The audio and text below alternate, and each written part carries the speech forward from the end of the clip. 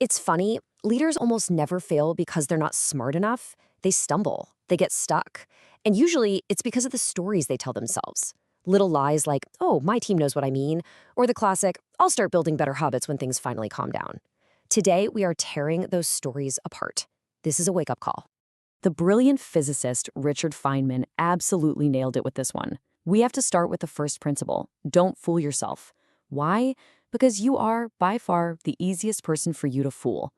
Real leadership, real progress, it all starts the second you stop trying to convince yourself of a story that just isn't true. All right, let's make this real. I want you to meet Nadia. She's a COO, totally brilliant, everyone respects her, and she is completely burned out. She told us, we're in meetings literally all day, but somehow we're always late on the work that actually matters. Her problem wasn't a bad team. It was the invisible, broken stories she was running on. And here it is. Lie number one. This is maybe the biggest, most damaging story leaders tell themselves. This meeting is absolutely necessary. It's that gut reaction, that default setting that keeps our calendars completely packed and makes real, deep work feel impossible. But what's actually happening here? 23. Just look at that number. 23. That's how many hours a week the average executive now spends just in meetings. Let that sink in for a second. That's more than half of a standard work week, just talking. It's a truly wild statistic, and it shows you just how broken our systems have become. And this chart really tells the whole story, doesn't it? Back in the 1960s, you're looking at less than 10 hours a week for executives in meetings. Today, it's exploded to 23. This isn't just some small change. It's a complete rewiring of how work gets done, or more accurately, how it doesn't get done. In fact, one study found that when you cut meetings by 40%, productivity can jump by a staggering 71%. Okay, so that's the meeting lie. But the next story is even more subtle. It's the belief that, yeah, I've got a pretty good handle on how effective I am. Here's the scary part. The more power you have and the longer you're in a role, the less accurate you tend to be at judging your own impact. This creates something called the self-awareness gap. And this is just shocking. The research shows that while 95% of people think they're self-aware, the reality is that only about 10 to 15% of us actually are. Think about that gap. That is an enormous blind spot. And it's exactly what allows a leader like Nadia to believe her 23 hours of meetings are productive while her team is sitting there feeling completely drained and confused. And here's the last trap, the master lie. I'll fix all of this when this big project is done, when the crunch is over. This isn't pragmatism. It's just procrastination in a fancy suit. Because guess what? The crunch never, ever ends. Because the broken habits are the very thing creating the crunch in the first place. Waiting for the perfect time is the lie that keeps the cycle going forever. So, how in the world do you break out of these cycles? Well, the answer is to stop looking in the mirror of your own opinions and start looking at real, objective data. That's the whole philosophy behind the M360 framework.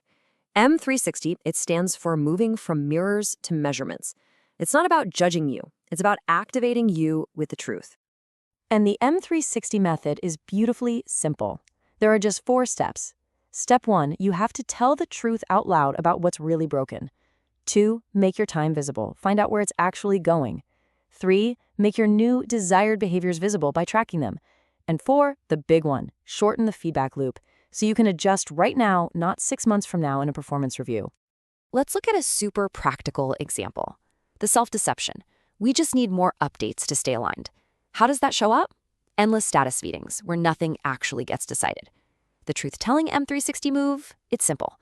Convert those to asynchronous updates. Use that precious live time for making real decisions. See the switch? It's from just performing work to actually making progress. Okay, so all this sounds pretty good on paper, but does it actually work in the real world? Let's go back to Nadia. We worked with her to run a 30-day sprint using this very framework. The goal was simple: stop lying to herself and start measuring what truly matters. So on the left, you can see where she started, absolutely drowning in meetings. Her team was totally unclear on what the top priority was, and everybody was working late just to keep their heads above water. And on the right, well, let's just say the results after only 30 days speak for themselves. First off, boom. her team's total meeting time dropped by 38%. That's not just a number. That is more than a full day of productive, focused time handed back to every single person on her team, every single week. So what happened with all that newfound time? Get this. Decision throughput, that's the actual rate of making and shipping decisions, it shot up by 44%. They were talking less and doing way, way more. And look at the human impact. This is huge. After-hours messages on Slack and email dropped by 29%. The constant feeling of being on started to fade because the important work was finally getting done during the workday. But honestly, for me, this is the metric that changes everything. The number of her employees who felt crystal clear on what matters this week jumped from 61% all the way to 84%. See, Nadia didn't magically get smarter. She just got more honest with herself, and that honesty, that clarity, cascaded through her entire organization. Now, the most important part of this whole thing is that this is not just Nadia's story. It can absolutely be yours. And you don't need 6 months to get started. Here's a simple, actionable playbook you can use to start this journey over the next 2 weeks. For the first couple of days, just do a radical inventory of your calendar. Be ruthless. Days 3 to 5, calculate the actual cost in salaries and lost focus of those meetings. Then, days 6 to 10, you start building new habits, a new cadence for your team. And finally, for the last few days, you measure what actually matters and you share those results. Be transparent. And as you go through this, I want you to remember this incredible reframe from executive coach Pascal Dubois. Clarity isn't just something you have, it's something you do. It is courage in motion. It's the active, brave choice to cut what's not working to protect what truly does. Ultimately, it really does come down to this one powerful idea. Your growth as a leader is tied directly to your willingness to let go of that old, comfortable story you've been telling yourself.